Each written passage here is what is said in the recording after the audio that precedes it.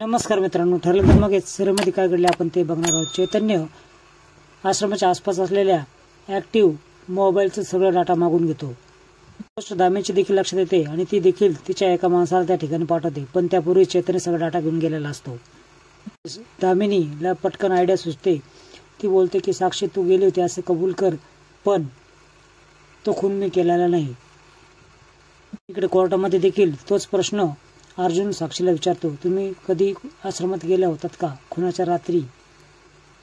ती सगळ्यांकडे बघते आणि शेवटी तन्वी नकार द्यायला सांगते, त्याची ती नकार देते। तिने साक्ष बदलली हे पाहून दामिनीला खूप आश्चर्य वाटतं।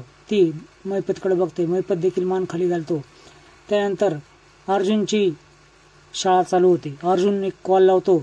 तो कॉल साक्षीच्या पर्समधून असलेल्या मोबाईलवर येतो। तो मोबाईल महिपत हातामध्ये घेतो आणि अर्जुन तो मोबाईल सगळ्यांना दाखवतो की साक्षीकडे 2 मोबाईल होते म्हणून।